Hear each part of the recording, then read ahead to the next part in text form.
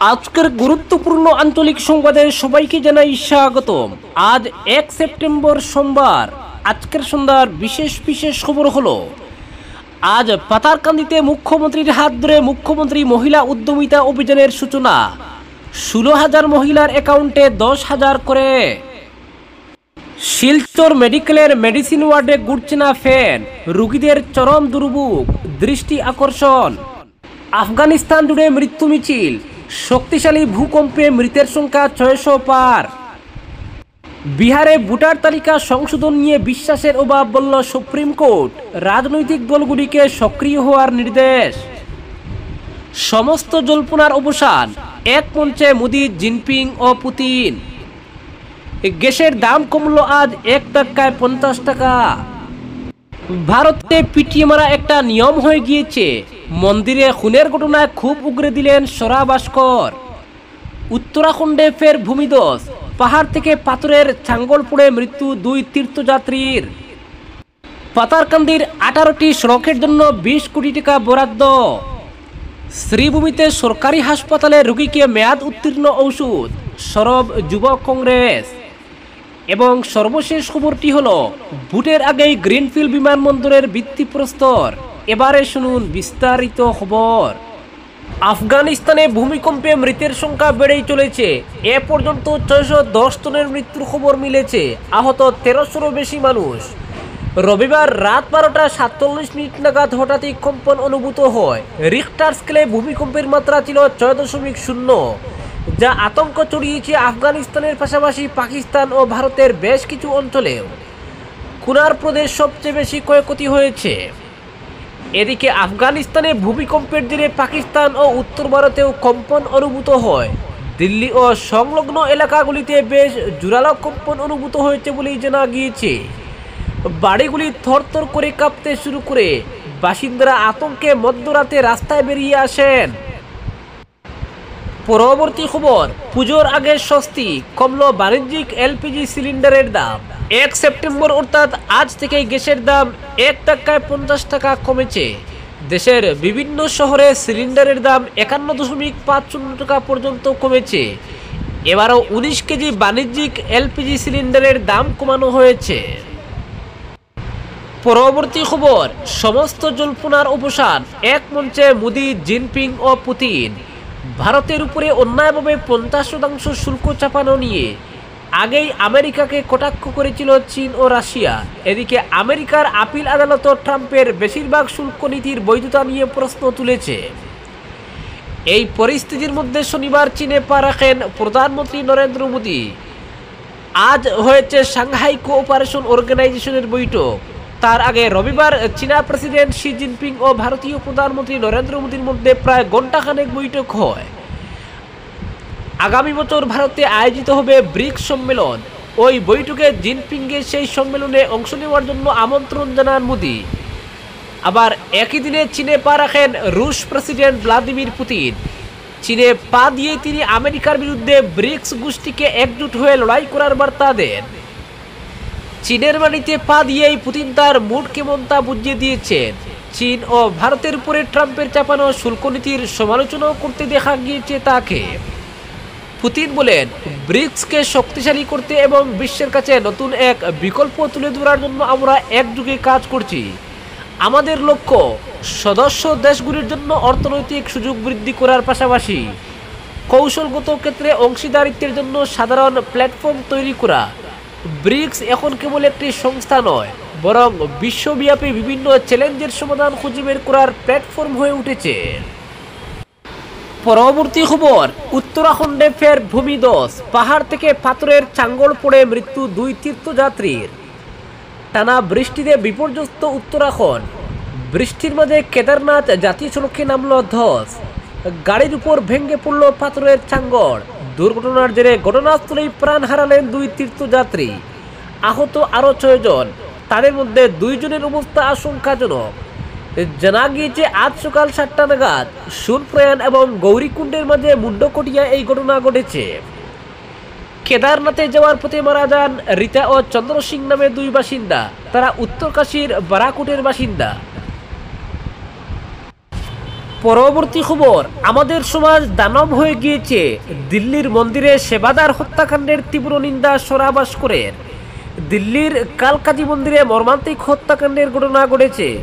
গত শুক্রবার রাতে চুন্নি ও প্রসাদ নিয়ে তর্কের জেরে ৬-৭ জন মিলে মন্দিরের ৩৫ বছর বয়সী একজন সেবাদারকে পিটিয়ে হত্যা করেন, যার নাম ছিল যোগেন্দ্র সিংহ, যিনি গত ১৫ বছর ধরে মন্দিরের সেবার কাজে নিযুক্ত ছিলেন।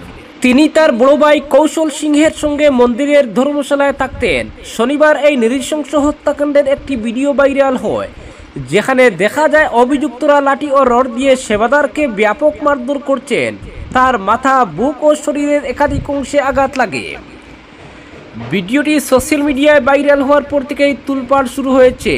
মন্দিরের নিরাপত্তা নিয়ে সমালোচনার ধুম উঠেছে। জানা যায়, ঘটনার দিন মন্দিরের প্রসাদ দাবি করেছিলেন অভিযুক্তরা, কিন্তু প্রচুর ভিড়ের মধ্যে তাদের প্রসাদ দিতে বিলম্ব হলে সেবাদারের সঙ্গে অভিযুক্তদের চরম তর্কাতর্কি শুরু হয়। এরপরই তারা ক্ষুব্ধ হয়ে ভুক্তভোগী সেবাদারকে আক্রমণ করেন এবং তাকে চরম নিগ্রহ করেন। এরপর সেবাদারকে হাসপাতালে নিয়ে যাওয়া হলে তিনি চিকিৎসাধীন অবস্থাতেই মারা যান। এই মর্মান্তিক হত্যাকাণ্ডের তীব্র প্রতিক্রিয়া জানিয়েছেন বলিউড অভিনেত্রী শ্রেয়া ভাস্কর। অভিনেত্রী তার অফিসিয়াল এক্স অ্যাকাউন্টে সহিংসতার প্রতি ক্ষোভ প্রকাশ করে বলেছেন যে এটি একেবারেই ভয়াবহ। ভারতে মানুষকে পিটিয়ে হত্যা করা একটি স্বাভাবিক ঘটনা হয়ে দাঁড়িয়েছে। লজ্জাজনক এবং আমাদের সমাজ সত্যি বিরক্তিকর। পরবর্তী খবর, শিলচর মেডিকেলের মেডিসিন ওয়ার্ডে ঘুরছে না ফ্যান, রোগীদের চরম দুর্ভোগ। দৃষ্টি আকর্ষণ, ভাদ্র মাসের প্রখর রোদ আর দাবদাহে গরম, এর মধ্যে অকেজো ফ্যান। এমতাবস্থায় শিলচর মেডিকেল কলেজ হাসপাতালের মেডিসিন ওয়ার্ডে চিকিৎসাধীন রোগী ও সঙ্গে থাকা ছটফট করছেন। ওয়ার্ডে ভর্তি থাকা বহু রোগীর অভিযোগ, কেউ 3 দিন ধরে, কেউ আবার টানা 5 দিন ধরে এখানে ভর্তি আছেন, কিন্তু এই সময় একবারও ফ্যান চালু হয়নি। প্রচণ্ড গরম ও আর্দ্র আবহাওয়ার কারণে তাদের অবস্থার আরও অবনতি হচ্ছে।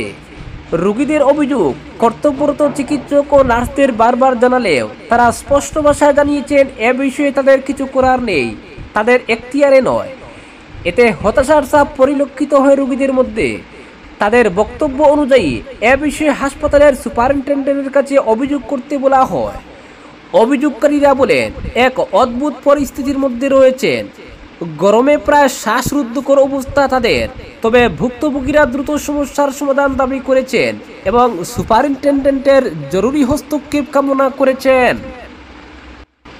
পরবর্তী খবর, ভোটমুখী বিহারে ভোটার তালিকার সার নিয়ে চলা বিভ্রান্তির পেছনে মূল সমস্যা হল বিশ্বাসের অভাব, মন্তব্য করেছে ভারতের সুপ্রিম কোর্ট। আদালত রাজনৈতিক দলগুলিকে আরও সক্রিয়ভাবে অংশগ্রহণ করার নির্দেশ দিয়েছে। বিহারের একাধিক রাজনৈতিক নেতা 1 সেপ্টেম্বর অর্থাৎ আজ সময়সীমা বাড়ানোর দাবি করে সুপ্রিম কোর্টে আবেদন করেন, যাতে ভোটার তালিকা নিয়ে দাবি, আপত্তি ও সংশোধনের সময় বাড়ানো যায়। এই আবেদনগুলির শুনানিতে অংশ নেন ন্যায়পাল সূর্যকান্ত ও জয়মাল্য বাগচি। নির্বাচন কমিশনের পক্ষে সিনিয়র অ্যাডভোকেট রাকেশ দ্বিবেদী জানান, আজ সময়সীমা পার হলেও দাবি ও আপত্তি জমা দেওয়া যাবে এবং তা চূড়ান্ত তালিকা প্রকাশের পরে বিবেচনা করা হবে। তিনি আরও অভিযোগ করেন, কিছু রাজনৈতিক দল ভোটার তালিকা থেকে নাম বাদ দেওয়ার জন্য আপত্তি দিচ্ছে, যা অস্বাভাবিক। এই প্রক্রিয়া হলো নাম অন্তর্ভুক্তির জন্য দাবি জানানো, বাদ দেওয়ার জন্য নয় বলেন তিনি। বিচারপতি সূর্যকান্ত বলেন, এই পুরো বিষয়টি একটি বিশ্বাসের ঘাটতির সমস্যা। রাজনৈতিক দলগুলি যদি আরও সক্রিয় হয় তাহলে এই বিভ্রান্তির অবসান ঘটতে পারে।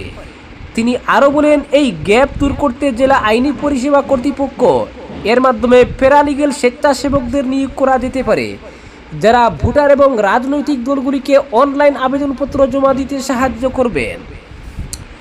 বিহার লিগ্যাল সার্ভিস অথরিটির চেয়ারম্যানকে নির্দেশ দেওয়া হয়েছে যেন মঙ্গলবার দুপুরের মধ্যে সমস্ত জেলায় প্যারালিগ্যাল ভলান্টিয়ার নিয়োগের নির্দেশ জারি করা হয় এবং তাদের নাম ও মোবাইল নম্বর প্রকাশ করা হয়। পরবর্তী খবর, শ্রীভূমিতে সরকারি হাসপাতালের রোগীকে মেয়াদ উত্তীর্ণ ঔষধ সরব যুব কংগ্রেস। রোগী মৃত্যুর ঘটনায় রেকর্ড সৃষ্টি করা করিমগঞ্জ সরকারি হাসপাতালে এবার মেয়াদ উত্তীর্ণ ওষুধ তুলে দেওয়া হলো রোগীর হাতে। শহরের থানা রোডের এক রোগী শুক্রবার রাতে জরুরিকালীন পরিষেবায় চিকিৎসককে দেখিয়ে হাসপাতাল থেকে ওষুধ লাভ করেন, যা ছিল মেয়াদ উত্তীর্ণ। পরবর্তীতে বিষয়টি নিয়ে সরব হন জেলা যুব কংগ্রেস নেতা শুভজিৎ চক্রবর্তী। মেয়াদ উত্তীর্ণ ওষুধটি স্বাস্থ্য বিভাগের দায়িত্বপ্রাপ্ত অতিরিক্ত জেলা কমিশনারের হাতে তুলে দিয়ে ঘটনার তদন্ত দাবি করেন তিনি। করিমগঞ্জ সরকারি হাসপাতালের পরিকাঠামো উন্নয়ন থেকে ওষুধ প্রদান কিংবা রোগীদের উন্নত পরিষেবা দেওয়ার ক্ষেত্রে হাসপাতাল পরিচালন সমিতির চেয়ারম্যান তথা মন্ত্রী কৃষ্ণেন্দু পাল বারবার চেষ্টা চালিয়ে গেলেও দায়িত্বপ্রাপ্ত কর্তাদের চরম উদাসীনতায় অবস্থার পরিবর্তন হচ্ছে না বলে অভিযোগ। মেয়াদ উত্তীর্ণ ওষুধ তুলে দেওয়া হয় এক রোগীর হাতে। শহরের থানা রোডের বাসিন্দা সৌমাঙ্ক ভট্টাচার্য শুক্রবার রাতে বুকে ব্যথা অনুভব করলে হাসপাতালে ছুটে যান। সেখানে জরুরিকালীন পরিষেবায় চিকিৎসক দেখিয়ে ওষুধ নেন হাসপাতাল থেকে। পরবর্তীতে দেখেন ওষুধটি মেয়াদ উত্তীর্ণ। রোগীর ছোট ভাই বিষয়টি অবগত করেন যুব কংগ্রেস নেতা শুভজিৎ চক্রবর্তীকে। শনিবার মেয়াদ উত্তীর্ণ ওষুধের বোতল নিয়ে স্বাস্থ্য বিভাগের দায়িত্বে থাকা অতিরিক্ত জেলা কমিশনার উদয় শঙ্কর দত্তের সঙ্গে সাক্ষাৎ করেন শুভজিৎ চক্রবর্তী সহ অন্যরা। লিখিত স্মারকপত্র পেশ করে শুভজিৎ চক্রবর্তী বলেন, করিমগঞ্জ সরকারি হাসপাতালে চিকিৎসাধীন রোগীর মৃত্যু, নবজাতক শিশুর মৃত্যু, রোগীর সঙ্গে হাসপাতাল কর্তৃপক্ষের দুর্ব্যবহার ইত্যাদি বিভিন্ন ঘটনা প্রায়ই ঘটে থাকে। আজ থেকে প্রায় 8 মাস আগে হাসপাতালের প্রশাসনিক আধিকারিক দেবব্রত টিকার রহস্যজনক মৃত্যু নিয়ে কম জলগুলা হয়নি। পরিকল্পিতভাবে তাকে হত্যা করা হয়েছে বলে বিস্তর অভিযোগ রয়েছে। এবার হাসপাতাল থেকে রোগীদের হাতে যে ওষুধ তুলে দেওয়া হচ্ছে, এতে কোনো ধরনের তারিখের উল্লেখ নেই। তারিখের জায়গা মুছে ফেলা হয়েছে বলে অভিযোগ করেন শুভজিৎ। বলেন, কবে তৈরি হয়েছে এবং কবে মেয়াদ উত্তীর্ণ, এমনকি এই বোতলে ব্যাচ নম্বরেরও কোনো উল্লেখ নেই। করিমগঞ্জ সরকারি হাসপাতালের চিকিৎসা পরিষেবার নামে সাধারণ মানুষের সঙ্গে প্রহসন করা হচ্ছে বলে অভিযোগ করেন তিনি। এর সঠিক তদন্তক্রমে দোষী ব্যক্তির বিরুদ্ধে কঠোর আইনি ব্যবস্থা গ্রহণের দাবি জানান। বলেন, বিষয়টি নিয়ে যুব কংগ্রেস বৃহত্তর আন্দোলনে নামতেও পিছপা হবে না। পরবর্তী খবর, পাতারকান্দির 18টি সড়কের জন্য 20 কোটি টাকা বরাদ্দ। সমগ্র আসামে 79টি মুখ্যমন্ত্রী পাখিপথ নির্মাণ যোজনার গ্রামীণ রাস্তা নির্মাণের জন্য মোট 263.64 কোটি টাকা বরাদ্দ হয়েছে। তার মধ্যে শ্রীভূমির পাতারকান্দি বিধানসভায় 18টি গ্রামীণ রাস্তা নির্মাণের জন্য 20,30,84,000 টাকা বরাদ্দ হয়েছে বলে সরকারি সূত্রে জানা গেছে। পঞ্চায়েত নির্বাচনের আগে এই রাস্তাগুলি পরিদর্শন করেছিলেন কৃষ্ণেন্দু পাল। তখনই তিনি রাস্তা নির্মাণের কথা বলেছিলেন। সেই প্রস্তুতি এখন বাস্তবায়িত হওয়ার পথে। এই 18টি গ্রামীণ রাস্তার মধ্যে বাজারঘাট বসন্তপুর পূর্ত সড়ক থেকে বাজারঘাট রেললাইন ভাইয়া মদনমোহন আশ্রম পর্যন্ত একটি রাস্তা, সোনাইরপাড় থেকে গোবিন্দগঞ্জ বাজার ভাইয়া সোনাইরপাড় কালীবাড়ি, বাজারঘাট বসন্তপুর পূর্ত সড়ক থেকে আসিমগঞ্জ আনিপুর সড়ক পর্যন্ত ভাইয়া সুরজিৎনাথের বাড়ি, ফাকুয়া গ্রাম পূর্ত বিভাগের সড়ক থেকে ফাকুয়া ফেরিঘাট পর্যন্ত ভাইয়া নুপুরটিলা। এই 4টি রাস্তা নির্মাণের জন্য মোট বরাদ্দ হয়েছে 3,50,45,000 টাকা। বাজারিছড়া জিপির এলকে রোড থেকে বাদশাহী ফরেস্ট ভিলেজ প্রধানমন্ত্রী গ্রামীণ সড়ক ভাইয়া দক্ষিণ ছাগলমুহা, লুয়াইরপুয়া কানমুন পূর্ত সড়ক থেকে কালাছড়া, লুয়াইরপুয়া কানমুন পূর্ত সড়ক থেকে বাজারিছড়া এবং মাধবপুর পার্ট 1, 2 এবং 3, এই 3টি রাস্তা নির্মাণের জন্য মোট 4,54,39,000 টাকা বরাদ্দ হয়েছে। পুতনিজীবিতে ওএনজিসি কলোনি থেকে পূর্ব হাপানিয়াগুল কুর্তিচুলা 4 নং বস্তি রোড এবং সৌরভ কালোর বাড়ির পাশে পূর্ত বিভাগের সড়ক থেকে 8 নং ওয়ার্ডের নারায়ণ গোলার বাড়ি পর্যন্ত এই দুটি রাস্তা নির্মাণের জন্য মোট 1,58,51,000 টাকা বরাদ্দ হয়েছে। অন্যদিকে পূর্বের ডেঙ্গারবন জিপি বর্তমান সলগই এবং রাধাপিয়ারি আশারিঘাট থেকে উত্তর বাদশাবাড়ি 8 নং জাতীয় সড়ক থেকে ডেঙ্গারবন প্রধানমন্ত্রী গ্রামীণ সড়ক যোজনার সড়ক পর্যন্ত এই দুইটি রাস্তায় মোট 2,39,67,000 টাকা বরাদ্দ করা হয়েছে। কানাইনগর ফাকুয়া জিপির ডলুচুড়া পূর্ত সড়ক থেকে ফুলতলি এলপি স্কুল পর্যন্ত একটি সড়ক এবং 8 নং জাতীয় সড়ক বাইপাস থেকে ময়না কালীবাড়ি ভাইয়া ময়না এলপি স্কুল, ফাকুয়া পূর্ত রোড থেকে 56 পরিবার ভাইয়া ভেটেনারি ডিসপেন্সারি, তারবিনছড়া প্রধানমন্ত্রী গ্রামীণ সড়ক যোজনা 3 পয়েন্ট থেকে Navodaya public higher secondary school ভাইয়া 1350 নং অক্ষয় সিনহা এলপি স্কুল পর্যন্ত এই 4টি রাস্তা নির্মাণের জন্য মোট 3,54,94,000 টাকা বরাদ্দ করা হয়েছে। ইসাবিল জিপির এলকে রোড থেকে এলকে রোড বায়া ইসাবিল জঙ্গল লাইন শ্মশানঘাট, লঙ্গাই চা বাগান 0 পয়েন্ট থেকে চিপাথুরা চাকমা বস্তি ওয়ার্ড নম্বর 6, পিকে রোড থেকে খিলরবন পর্যন্ত মোট 3টি রাস্তা মুখ্যমন্ত্রী পকিপথ নির্মাণ যোজনার আওতায় মোট 4,32,88,000 টাকা বরাদ্দ করা হয়েছে। খুব শীঘ্রই এই রাস্তাগুলি নির্মাণের জন্য টেন্ডার প্রক্রিয়া সম্পন্ন হবে এবং পুজোর পরেই কাজ শুরু হবে। পরবর্তী খবর, বহু প্রতীক্ষার পর এবার ডলুতে গ্রিনফিল্ড বিমানবন্দরের শিলান্যাস হতে চলেছে। মুখ্যমন্ত্রী জানিয়েছেন প্রায় সব প্রক্রিয়া শেষ, শুধু অনুমতি বাকি। এই প্রক্রিয়া শেষ হলে ডিসেম্বরের মাসেই টেন্ডার ডাকা হবে এবং আগামী বছর বিধানসভা নির্বাচন ঘোষণার আগে এই বিমানবন্দরের শিলান্যাস হবে। 2021 সাল থেকে বিমানবন্দর তৈরির প্রক্রিয়া শুরু হয়। 2022 সালে ডলু চা বাগানের একটি বড় অংশ বিমানবন্দর গড়ে তোলার জন্য খালি করা হয়। এ নিয়ে বহু ঝামেলা হয়েছে এবং অনেকে এর বিরুদ্ধে আন্দোলন করেছেন, তবে মুখ্যমন্ত্রী প্রথম থেকেই এর পেছনে দৃঢ় প্রত্যয় নিয়ে লেগেছিলেন। যে শ্রমিকরা ক্ষতিগ্রস্ত হয়েছেন তাদের ক্ষতিপূরণের জন্য আর্থিক অনুদান দেওয়া হয়েছে এবং আলোচনার মাধ্যমে আন্দোলন অনেকটাই নিয়ন্ত্রণে আনতে সমর্থ হয় সরকার। এবছর এ নিয়ে শেষ বৈঠক হয়, সেখানে বেশিরভাগ লোকেরাই বিমানবন্দরের সমর্থনে কথা বলেন। এদিকে সরকারের পক্ষ থেকে আনুষ্ঠানিকভাবে বিমানবন্দর গড়ে তোলার প্রস্তাব পাঠানো হয় এবং সেটি গ্রহণ করে কেন্দ্রীয় বিমান পরিবহন মন্ত্রক। তবে এর মাঝেই গাছ কাটা সহ বিভিন্ন বিষয় নিয়ে সুপ্রিম কোর্টে মামলা হয় এবং আদালত গ্রিন ট্রাইব্যুনালকে বিষয়টি খতিয়ে দেখতে বলে।